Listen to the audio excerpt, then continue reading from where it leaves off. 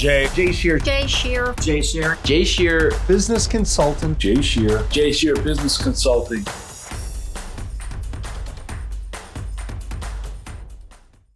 Hey, everybody. I'm Jay Shear with Jay Shear Business Consulting. We build solid foundations for service-based businesses to grow and scale and achieve the results and success they deserve. And you've joined Business Minds Coffee Chat. Leo Tolstoy said, "Everyone thinks of changing the world, but no one thinks of changing himself." Well, on today's episode, we talk about changing ourselves, overcoming obstacles, the value of coaches and mentors, going all in and thinking bigger, and more. Our guest is a husband and father who went from being broke, directionless, and living on other people's couches to turning his life around and building a multi-million-dollar company. In addition to running a thriving and growing business, he's an author, coach, mentor, and podcast host who's dedicated to not only building on his own success, but also helping others get unstuck, achieve their biggest goals, and live their dreams. Please welcome the CEO of JKR Windows, Jefferson Rogers. Jefferson, thank you so much for being here. It is wonderful to see you. Appreciate it, man. That was a great intro. It is my pleasure. And clearly that only scratches the surface, and I'm thoroughly looking forward to jumping into this conversation. So let's dive right in. Your story it's intriguing to me. It's not only inspiring, but it truly shows us what can happen when we recognize and acknowledge our potential and we decide to make change, and whatever that looks like, whatever that catalyst is. But once we acknowledge that and recognize it, we can do anything we set our mind to. So let's go back a bit, because I think it's important that we give some context around your story, your origin story that leads up to the business that you've built today and the person that you've become. So take us back a bit, if you will, and share with us where you started and what were some of the early experiences that you had that shaped who you are today. Absolutely, man. There is, I'm in the middle of writing a book right now, so some of this stuff is really, really fresh. The background is, it's not the traditional background of, business-oriented family and just kind of carrying in the footsteps of my family into another successful business. It was more, coming up in a blue-collar family. I was the oldest of four boys, raised by a single mom since the time I was 10 years old, and having parents that were just at each other's throats the whole time I was growing up. They just, they weren't the easiest to get along with after they got split. So, that's shaped a huge portion of who I am as a father and as a husband, and dealing with my stepson now is just turned 16. I've been raising him since he was 3 years old. So the relationship that I have with his dad has been shaped, big time by those early experiences with my parents going at each other all the time. And my mom worked her butt off to be able to provide for us. My dad worked his butt off and traveled back and forth 120 miles away to commute, to go to work, to be able to provide a better quality of life. And so what I learned early, even though it was just a blue collar upbringing, was, man, if you ask my dad, he would tell you that the way to get successful is to just work your ass off. And that's what he's been doing still to this day. You will never find that guy sitting down. And if you do catch him sitting down, and he'll be asleep just like that, because he is nonstop, just totally focused on whatever's the next project. And luckily I picked up on some of that. But early, I didn't use a lot of it. it was ingrained in me, and there was a lot of resistance early towards that hard work because it was, I didn't see myself doing that my whole life. Being coming from a construction background, it was great experience and attention to detail and all of the common sense type of skills that you pick up from doing that. But man, it just did not feel right. So, throughout life, I was always looking for these opportunities. And at the time I was a mechanic about 7 years ago, and an opportunity came. One of my good friends was just getting into sales for a window company. Mm-hmm. And it was a big risk, and it was scary. I'd never done sales before, but I jumped out of being a mechanic straight into sales. And now 7 years later, I'm still basically doing the same exact thing, but have transitioned it to making about 40 grand that first year and struggling, getting my teeth kicked in, to now, owning a multi-million-dollar business. We'll finish close to $16 million in sales this year, with a goal of 24 million next year. Well, that is amazing in and of itself. And obviously we're going to dig into the business aspect and building a business of that nature, and also talking about thinking bigger and where you're actually going and growing to. But I want to go back again for a couple reasons. First, you talked about some lessons that you learned from your father about hard work, and clearly you've taken that on. What were some lessons that you learned from your mother as well? Single mother, raising you and your brothers. What, if you think back, what were some of those valuable lessons that she instilled upon you? I think some of the big ones were the confidence that she instilled in me and my little brothers. Just like I would say most parents, coming from the blue collar middle class, you talk to your kids about, you can do anything that you want, you can do anything that you set your mind to, you were meant to do great things. Some people are better at this than others. My mom was extraordinary at this.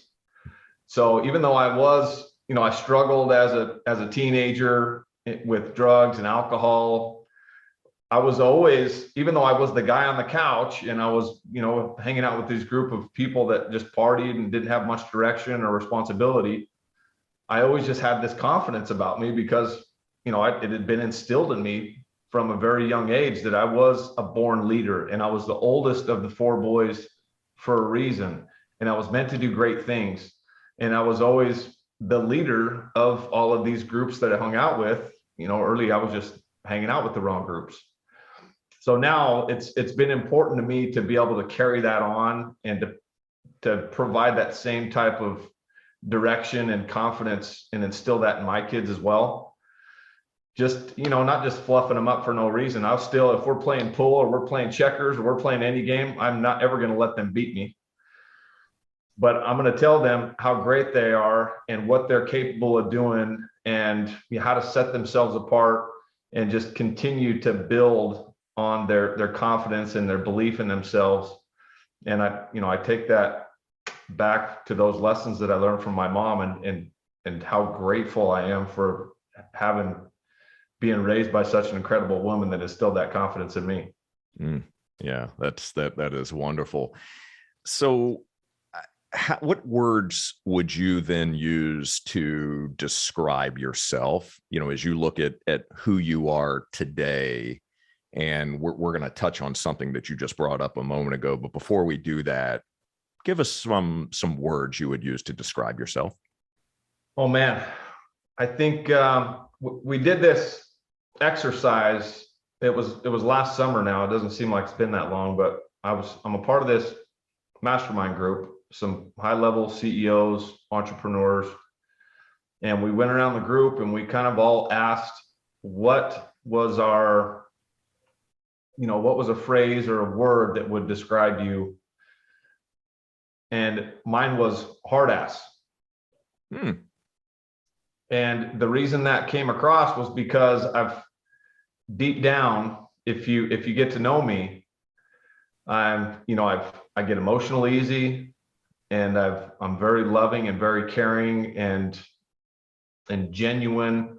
So these are some of the words that I would use to describe myself. But from the outside looking in, for whatever reason, from an early age, whether it was because, I was raised by a really tough firefighter contractor dad and tried to just put off that persona, or I was the oldest of 4 boys and I wanted to be the tough older brother, or, from, the time I was like 8 or 9 years old, I was a little overweight, a little chubby, and had the little man boobs.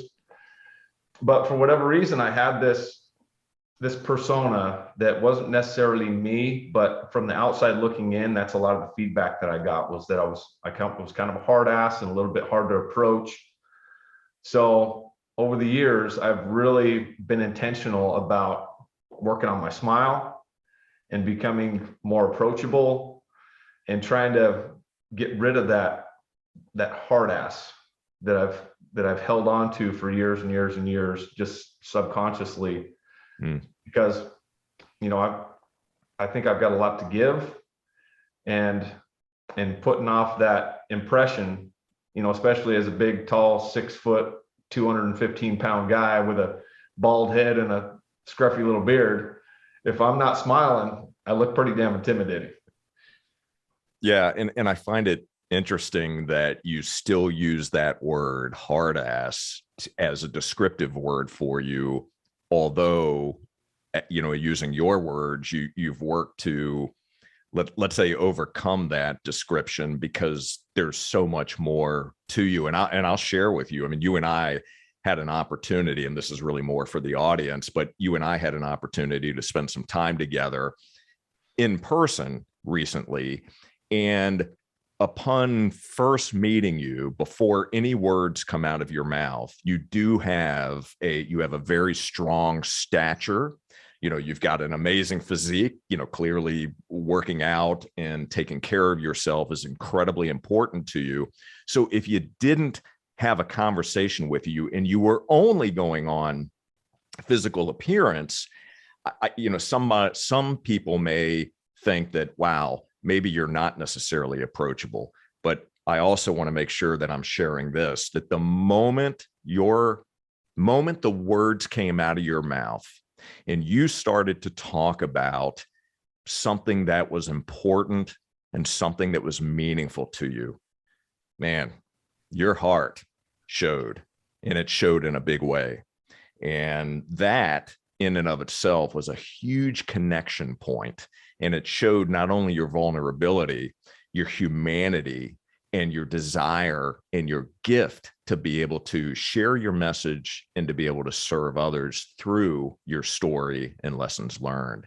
So I think it's interesting to hear how you self-describe yourself, and I appreciate you being candid about that. So I want to go back for a moment, because you brought up drinking and drugs. You've been very open about this. You started drinking and smoking at a pretty early age. What did the alcohol and smoking weed do for you? What was it? Why did you continue to use those as tools? What did that bring to your life? You know what? It brought, I think early on, it was the group of people that I felt the most comfortable around. So it was kind of like the tribe.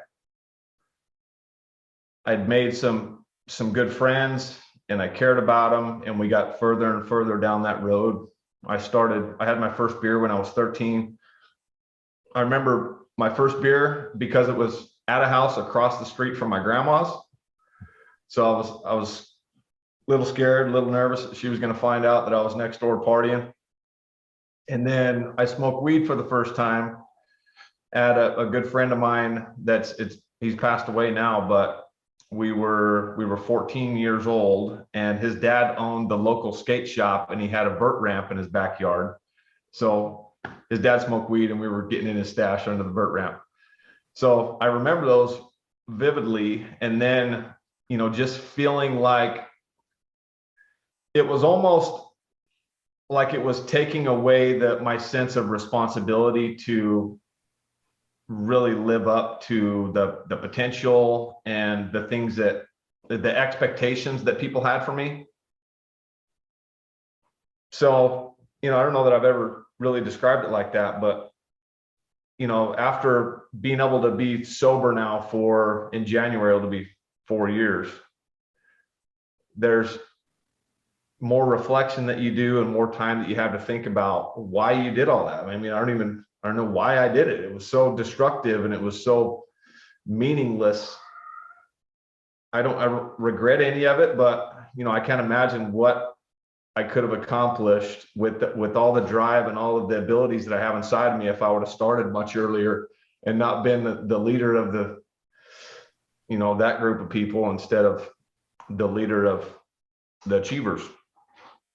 Yeah, it's interesting to reflect back, and I mean, I've done a lot of deep soul searching myself, as I look at different experiences that I've had and things that have shaped the person that I am today. And, I think you made the comment that you wouldn't necessarily change what happened because those experiences all culminate and make us the person that we are. So the pain that you experience, the overcoming the adversity, the getting to a point where, clearly you made a decision that I'm drawing a line in the sand. This is it, right? Without all of that happening, how could we be where we are at this particular moment in time?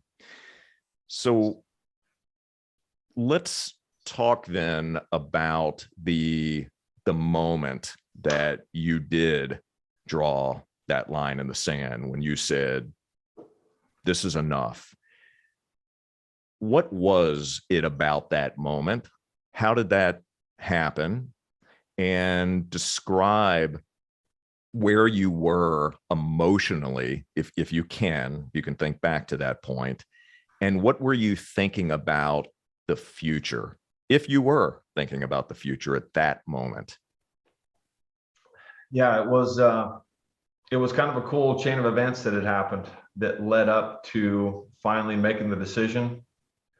And I remember the night pretty clearly, even though, we stayed up all night drinking and smoking weed. It was kind of a sequence of events. In September 2017, I got in I went through like an entire day of drinking, started in the morning golfing, ended up at a concert and drinking straight vodka, and ended up getting in an argument with my wife. It was my brother's anniversary and my son's birthday. We're at this concert. I got in an argument with my wife. I got in a fight in the parking lot. I jumped in my truck and left and got chased by security. I ditched the vehicle. It got impounded. The next morning, I was supposed to be at a birthday party that we were bringing all the kids with that vehicle that got impounded. And then I was so hungover, I couldn't even participate. I was sleeping on a bench at the birthday party. So that was one of those defining moments. It was like a low and a rock bottom. It wasn't, luckily I didn't end up in jail. I didn't kill anybody because I was driving like completely out of my mind, drunk. So things could have been a lot worse. But that was like a very shameful time with, having to rebuild the relationship with my wife and missing out on the birthday party. And then having to go through all of the legal drama that happened from that. 2 months later, I get involved with a mentor program with Grant Cardone, and his message about being sober for all those years and reaching a level of success that he had reached after being a drug addict really resonated with me at that, very vulnerable state that I was in, dealing with my addiction problems. So I got involved with this mentor program, and I spent my last $1,100 to join this program that was kind of the 3 months leading up to the 2018 10X Growth Conference. And then 2 months into that program, me and my brother went on a bender one night. We drank all the whiskey, all the beer. We smoked all the weed. And then I got a ride home from my wife that night, and just belligerent and ignorant and acting like an asshole. That next morning, January 8th, 2018, the frame of mind was ready, where I'd been thinking about it, and it had been haunting me, and my conscience is constantly telling me that this doesn't align with who you are and what you're supposed to be, and you're never going to be able to reach your true potential if you continue down this path. But I'd never came out and told anybody that I had a problem or that I wanted to make a change until that day. January 8th, 2018, laying there in bed in the morning, remembering all the shit that happened that night before and how big of an asshole I felt like after treating my wife like crap. I told her that I'm going to need your help. I want to make a commitment to you that I'm not going to drink. I'm not going to smoke anymore. I'm scared to death. But it's, before we lose everything,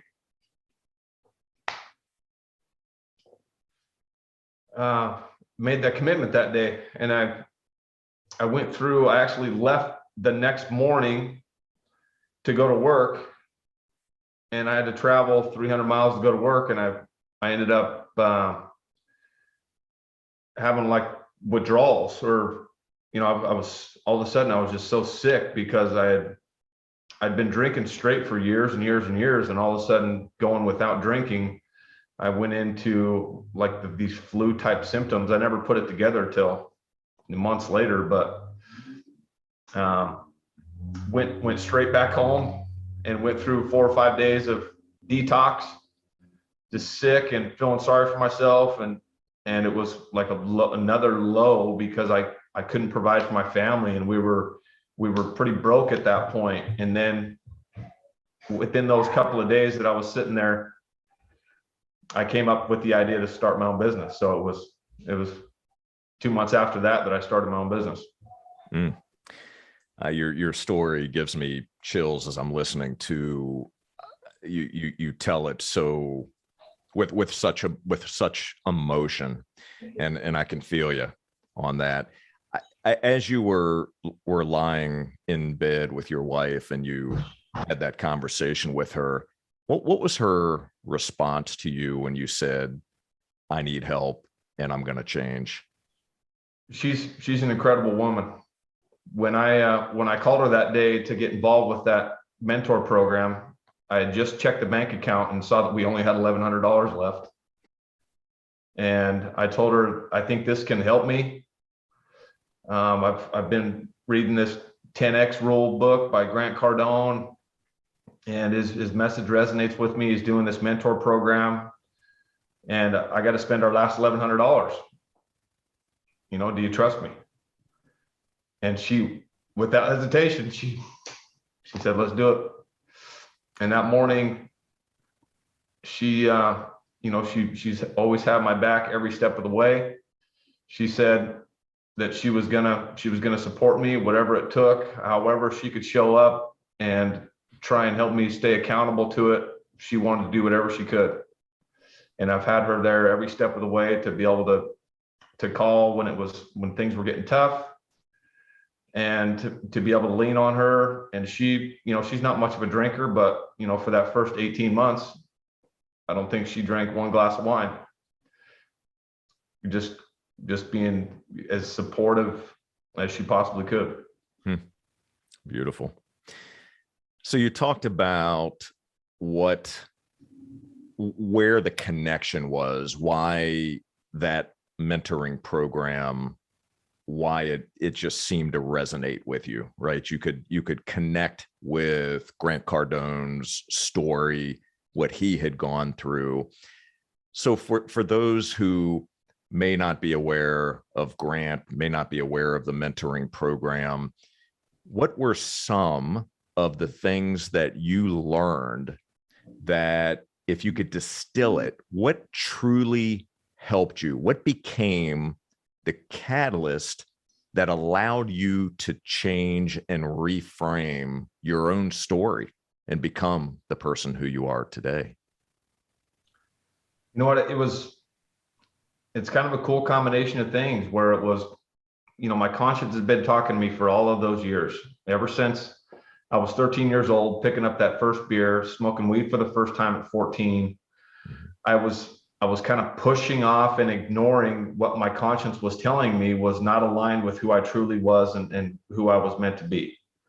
And so all of those years, I just kept suppressing it and going back to the weed and back to the alcohol. And that voice was pretty quiet when you're drunk and when you're stoned.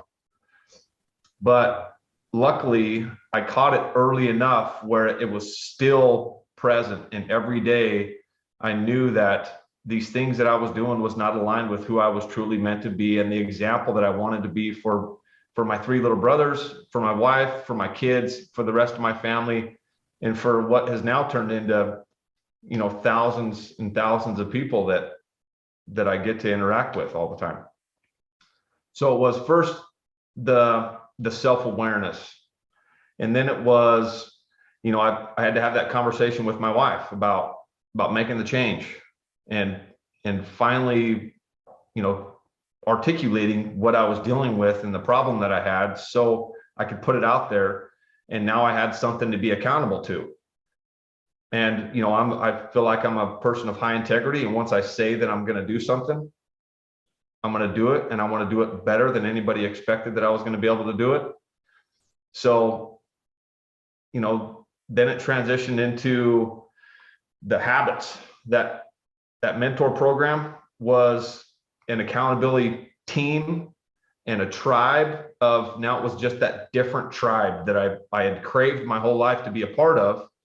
I was just a part of the wrong group. And now I found a group that were achieving big things. And there was all levels of success, from the early stages, like where I was at, to, these guys making hundreds of millions of dollars a year. They're right there in the same group of mentees. And then all the daily habits that got integrated into my life by being accountable and having to show up every day and report what I was doing, and doing live Facebook videos and getting up before the sun comes up and exercising every day and reading every day, writing my goals down morning and evening. So all of the goals that I had now were going to basically align all the other things in my life that needed to happen to be able to reach those goals. And all the habits that I used to have, there was no room for those. So all of the new habits had a place to go because I was getting rid of the old ones. That's what an incredible transformation and process that you go through when you're working on that, right? When you're doing the hard work and you're focused on the person that you want to become, the person that is inside of you, but you just need to be able to draw that person out. I'm curious, because you just talked about some of the habits and some of the behaviors that you changed and were working on changing. Give us an idea of the timeline. So from the time that you started to make some of these important changes in your life, when did you start to feel and to notice, and for other people, for your wife and for others to start to notice changes happening? I mean, for me, it was a little bit more difficult to notice the changes because you're there with yourself every day. The feedback that I was getting from other people kind of kept me pushing, because things happen slowly, especially for somebody like me, very impatient. I want things to happen fast. I'm reading the books, I'm listening to the podcasts, I'm getting up before the sun comes up. Why am I not making $1 million yet? So, but from the outside looking in, people were seeing me get on Facebook and do these videos about the programs that I was involved in and the activity that I was taking to be able to reach my goals. And now the new ways that I was talking and the new confidence that I had. And then, the feedback was a big confidence booster, because people were now noticing that I was taking action, not only making big goals and big claims, but I was taking action on those things. And it doesn't go unnoticed. Very good. As you were sharing the the feedback and the confidence building and the encouragement and those sorts of conversations that you were having with your tribe now, it kind of reminded me or brought up your conversations with your mother, and your mother instilling that confidence in you and telling you that you can do and become anything you want to become. Did that enter your mind at all? You know what? I don't think so. Realistically, my relationship with my parents has been, it's gotten a lot better over the last couple of years, where in those beginning stages, as I was becoming sober and starting my business, and I was pretty extreme with some of these things in my life that I knew that I needed to change. And the negativity, early on, I was a little bit brash with people, because any negativity that was going on, any music, any TV show, any gossip, I was a little bit blunt with people, and I think I rubbed people the wrong way a little bit. And with my parents, it was, this, I don't know if I'm the only one that experiences this, but now that I knew what I was capable of, and I was taking these steps to accomplish some big goals and become a better version of myself every day and live up to my potential. Now I'm looking at my parents like, these guys have the same DNA as me. They are capable of just as much or more, and they've chosen this path. And then I almost had like a level of like resentment that I had to get over these last couple of years, because it started to affect our relationship. So there's a book by Esther Hicks. It's called The Art of Allowing, and I've over time, I've kind of gotten more and more exposed to that art of allowing and just loving people for who they are and just being an example. So that was, when you talk about, did my mom come up? She did a lot, and she now has worked for me for the past 2.5 years. But early on, that was a tough frame of mind for me to overcome, with the expectations and how do I articulate it? How do I talk about it? How do I go about it in a way where, do I just keep it all to myself? Do I tell them what my expectations are of them? So it's been, that's been a big challenge for me. Well, clearly you've made some significant progress there, and that takes a lot of work.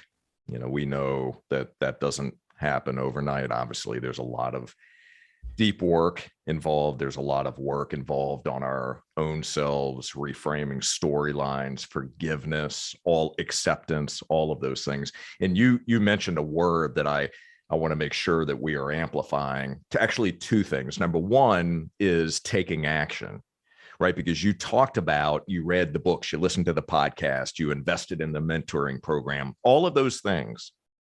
But had you not taken the action, had you not taken the knowledge that you were gaining and applied that knowledge to actually do something with it, you wouldn't be that much further along. You'd have a head full of knowledge, but you wouldn't have applied knowledge. So I think that's a very important point to make. And then the other word that you used was choice. When you were referring to your parents, choice, right? We all have choices that we can make.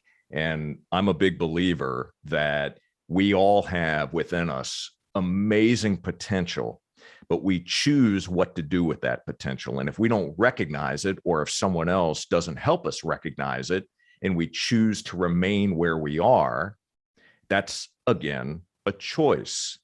And you've made some difficult choices, but those choices and the decisions and the questions that you were asking yourself allowed you to create that on-ramp to the person who you are today. So let's talk about your business. So you start the business. Prior to that, you had worked for another window company, I believe, 3 years. Yeah. You start your own business, and you've grown that business from nothing to over $10 million. You hit that first $10 million mark in just over 2 years. What is it about what you've created that is connecting with not only the people that work for you and that work with you, but your customers? What are the lessons that you've taken, that you've applied to this business to be able to grow exponentially? And then we're going to talk about where you're growing, because I know you're thinking much bigger these days. Absolutely. This has been the sequence of events that's happened over the past 3.5 years since I started my business it's been cool. I mean, I could write a book on that in itself, just the progression of the thought patterns and the exposure and the awareness and the people you got to have in your corner. But I think a lot of it goes back to the perspective that you gain from people who are operating at a high level and how they think. So in those first couple of years, I would see a listing come across on Facebook. I remember this specifically because it put me so far out of my comfort zone to think about setting up my company for an exit. You know, it was a Tony Robbins ad that came across for his business mastery, and he talks about building your company to set it up for an exit, or build it to sell, basically. Mm-hmm. And at that point, you know, we're getting close to doing $1 million in revenue, and I'm literally doing everything in the business. I'm setting the appointments, running the appointments, I'm filing the paperwork, I'm building out the window packages in our computer software, I'm scheduling and building the relationships with all of the installers, I'm checking the inventory. I mean, everything in the company I was doing. So at that point, it's like, I mean, that's not even possible. I mean, I don't know how somebody does that. And so I had like this negativity built around this concept that Tony Robbins is talking about. He's full of shit, that guy. But later on, so next year we did 2 million, 2019. And now, you know, the light at the end of the tunnel is getting a little bit brighter. Then I get exposed to a consulting group that is now talking about putting systems and processes and duplicatable things that can take us to the next level very quickly. And then I started hanging out with some of these guys in the door-to-door industry and other service businesses that were building their businesses to sell, exactly like Tony Robbins was talking about in that damn message that so vividly sticks out in my head. So now it's even more possible if I can commit to the activity and all of the systems and processes and the people that I'm going to have to hire. Maybe this is possible. So then it turned into really as big as I could think was as big as we could build this thing. Because every step of the way, I was building it to the level that I could think, and it would happen really quickly. And boom, we're hitting that next big milestone, and stuff that used to be not very long ago, I thought was completely impossible for me to do. Just as soon as I changed my way of thinking and put the activity towards accomplishing those things, bam, they happen. That's a remarkable way of stating that. And I think it's such an important message for everyone that's watching and listening right now. And it's around the vision that we have, right? We can only grow ourselves and our business to the point at which we see, right, where our current vision is. So until we start to think differently, until we start to think bigger, right, until we start to hang around with others who really can help us see the great potential that we have, and we start to see examples and are inspired by others' stories about thinking bigger, that's when we're able to raise that internal thermostat, if you will, that really allows much more to come into our lives, where we can create greater impact and do even more. remarkable things. So I love the way that you stated that. And I can definitely appreciate where you're coming from there. So keep pulling on this thread a bit. So you're starting to hang around bigger thinkers. You've got this consultant involved, processes, systems, etc. Yeah, I think one of the big shifts was the way that I was articulating my vision every day.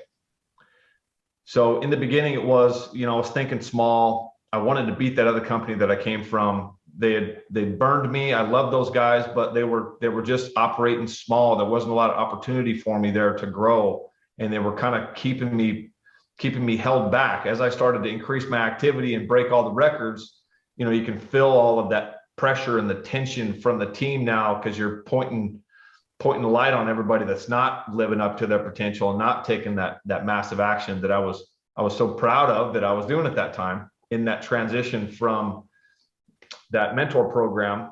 I had my best 2 months that I'd ever had in 3 years in those last 2 months that I worked for that company. And I didn't get the best response from everybody, obviously. So coming in, I was talking about just separating ourselves and doing the things that I wanted to do in that company, but really wasn't given the leeway to do. And then wanted to beat their numbers as quick as possible. And we ended up beating them, within the first 2 years, we beat them. But now, what's next? What else do I talk about? So the numbers just there was a point where the awareness and the perspective of having that big vision had changed a little bit. So then I started talking about the next level for customer service and how we separate ourselves and doing things, pointing out the things that the other companies would never even think about doing, because it was such a big commitment and so far out of their comfort zones, that those were the things that I wanted to focus on doing and being good at, being world-class at. And then hitting these big, crazy numbers that everybody, no matter what type of person you're bringing in, my goals and dreams and ambitions for this company were going to be so big that I had confidence going and reaching out and hiring whatever level of person that I felt like was going to be a good fit for that position, whether it was sales or operations or admin. So you've got dreams and goals so big that other people can fit all of their goals and dreams and ambitions inside of yours. And now Beautiful. That's just continued to level up. Our goal for last year was to do 10 million and we did 10.5. We had a goal this year to do 20 million. And man, we gave it a great shot, and we're going to end up right around 16 million. Next year, our goal is to do 24 million. And no matter what happens between now and December 31st of next year, we are going to give it everything that we've got. And I'm talking about doing 24 million on a daily basis with every single person that I come into contact with my company, and the core values and the expectations and those big numbers and how we're going to separate ourselves and what makes us different. So every step of the way, nobody ever forgets why we're here and what we're doing this for. Because as soon as you start to lose sight of that, and it just becomes, going through the motions and the monotony of showing up to a job, the productivity and the energy behind what everybody's doing goes way, way down. Yeah, that's a very, very important point. And I know just through our conversations and listening to you and just doing some research on your business, that culture is incredibly important to you. And so I'd like to touch on that for a moment, because I think it's an important piece to what you're building and how you're creating a business, a thriving business that's going to sustain, that's going to last, that's going to continue to grow, that's going to continue to attract fantastic people who want to be part of this, right? Who want to grow along with you and who want to be able to grow as individuals themselves. And so speak to culture and how you are purposely creating the right kind of culture in your business. Yeah, that was a big shift. Early on, it was really uncomfortable for me because, for me to just sit down and put together like a very thought out and articulate list of expectations and mission statements and core values. I mean, I just sat there with a complete block. Like I just couldn't come up with what I needed. So it would seem like such a big task to be able to start creating this culture and to create some of these things that were going to be the foundation for the culture. But then it was just kind of letting go of some of that resistance that I was having and those blocks, and getting other people involved and using other people's creativity and the people that were in the business that kind of supplement the parts of my personality and my expertise that I'm not good at. So once we started putting that down on paper with the expectations and the core values, it makes the conversations, the difficult conversations, a whole lot easier to have. So then you not only have started to build that foundation of a great culture, but you have something to lean back on too when somebody's, a little bit out of line, or they're showing up late, or their numbers have fallen off. These conversations that you have to have as a business owner, as a manager or a leader, if you have that strong foundation, your core values, your expectations to lean back on, it makes those conversations a whole lot easier. And then, we just, we have a cool lifestyle too. I'm the oldest of 4 boys. We snowboard, we ride dirt bikes. We're all in great shape. So that culture right there, just who we are and what we represent and how we show up, is something that people want to be a part of and want to emulate. So it's not only having those things in place and having the core values and expectations, the mission statement, but we embody everything that we talk about. We're not just all show and all fluff and all talk. There's nothing that we talk about or that we have written in our company manual that we don't 100% embody and embrace ourselves. Wonderful. You live it every day. You do coaching. You're a mentor as well. You share your valuable lessons that you've learned the hard way and help others. You help entrepreneurs. You help others get unstuck, be able to achieve their goals. As you look over the different individuals that you've helped, where do you see most entrepreneurs getting stuck? What keeps them at a certain level and not being able to get above that point? You know what I think it is, the change that's going to be required, the commitment level it's the toughest thing to be able to overcome to get to the next level. And I remember all of these stages for me and how difficult those big changes were. And then the sequence of events that I had to use to be able to surpass that ceiling that I had hit was kind of the framework that I've tried to put together to make it possible for other people to have the belief in themselves that they can do it too. With just the self-awareness, and then having those really difficult conversations, whether they're with yourself or your spouse or your business partners, about that next level of commitment that's going to take to get out of where we're at. We've been hitting the same numbers for this many number of years. And the only way that we're going to be able to take it to the next level is if we change our habits, we get rid of old ones so we can put new ones in place. And we have a whole new level of commitment to the activity that's going to be required for us to take it to that new level. And right there in that little space is where most people struggle, because they're comfortable. A lot of times they're making as much or more money than they've ever made before. And I've been there, and it's, for me, I've got this motor inside of me that starts haunting me. It's like, oh shit, he's getting comfortable again.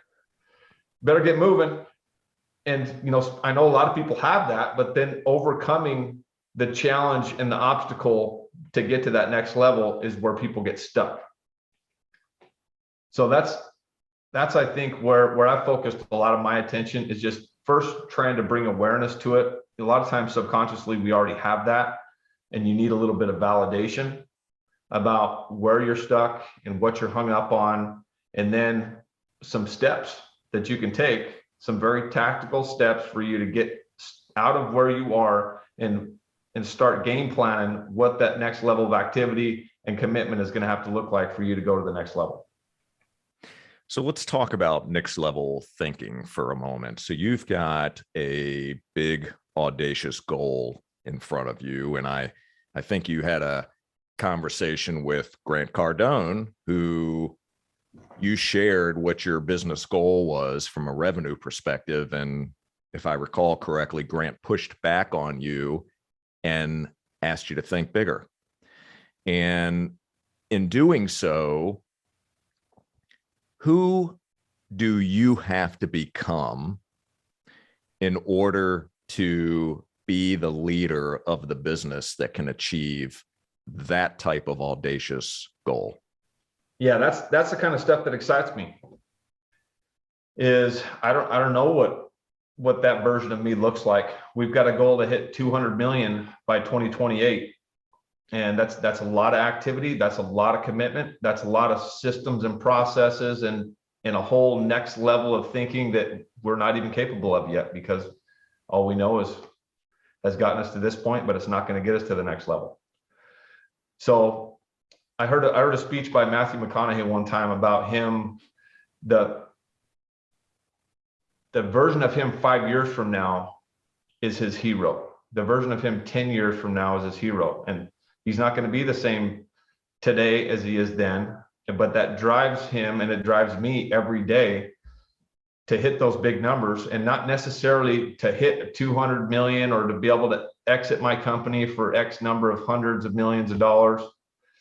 But for me to hit those goals, it excites me the level of human being and leader and mentor and coach and father and husband that I'm going to be able to be at that level. That's what gets me fired up every single day to get up I got up at 4:25 this morning. I've been to the gym, and it feels like, every day by noon, I've already had a full day, but I've got a motor because I've got a big why and this big goal in front of me. Every single day I'm writing down my goals, and I got these new targets and new goals, and the better version of myself that I'm supposed to be tomorrow. The only way I can get there is by doing the most productive thing at every given moment and being very intentional about every half an hour block of time that I have in my day. Fantastic. And you hit on a key word there, being intentional about it. And I just have to echo something that you have already said and something that we brought up earlier, and that's around taking action and doing the work. Writing down the goals are critically important. It's the work that you do right after you've written down the goals. It's the time blocking. It's the things that you're doing each and every day, every moment to look at how can I fully reach my potential and continue to grow and not fall back, right? Because your goal is to continue to be able to serve, continue to grow, so you have the ability to impact more lives. That brings up a good point, because even at the level that I've reached, I still have like the imposter syndrome, and I still feel like I'm not doing enough, and I'm still freaking hard on myself. And it would be so easy to just give into those thoughts and to go backwards. But every time that I have another opportunity in front of one of my salespeople or in front of one of my consulting clients, and I get to share my message again, and I get to, look at my calendar for this week again and game plan and feel that anxiety and that excitement that comes from having an entirely booked out week and a booked out month and putting together the travel. The activity is what keeps you driving forward and keeps the momentum building and keeps building on that confidence. As soon as I take a long weekend. It's never worse than on a Sunday afternoon when I haven't talked to somebody in 18 hours from my business or my company or a mentoring or a consulting client. I can feel the momentum start to slip.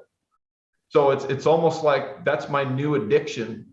I'm addictive personality. I may as well do something positive with it. And now I can feel when I start to lose that momentum. And so it drives me to get back on the call with somebody, back in front of a coaching client or one of my mentees, and just give everything that I got to every single situation to keep the ball rolling.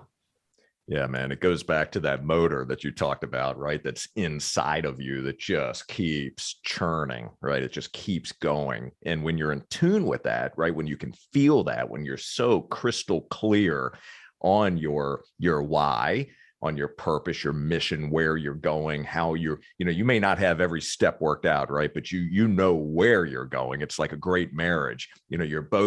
You might have different ideas on how you're going to get there, but you are both focused this way. And that's amazing. So you're in the process of writing a book. Share with us a bit about the book that you're writing. When do you expect it to be released? And how can our audience pre-order a copy? Absolutely. Yeah, I appreciate that.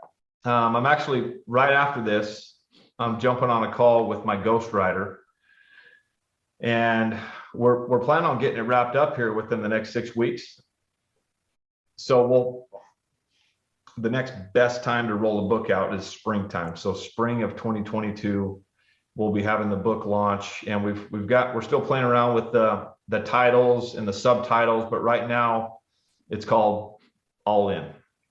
And it's been an incredible process. It's really helped bring some clarity on a lot of the things that have happened and why they've happened, and some of the patterns and some of that methodology that I've used subconsciously to overcome these big obstacles throughout my life. And it's going to be an incredible book. And I'm doing it not just to write a freaking memoir, but I want this first book to be a Wall Street Journal bestseller, and I want it to offer value to hundreds, if not, thousands and thousands of people, to help get them unstuck and get them, whether they're a college student or a business owner or a mother or a father or a husband, whatever it is. It's exciting being able to put all this passion and energy that I have for life and the things that I've accomplished out there for people to be able to use for themselves. Beautiful. Well, I certainly look forward to the book being published, and I would just open the invitation to come back at a later date once that book has hit the shelves, and let's dig in to the details. You can pre-order it on jeffersonkrogers.com. There's a little book tab, so you can pre-order it. We got a little mock-up of our title page. It's coming together. It's exciting.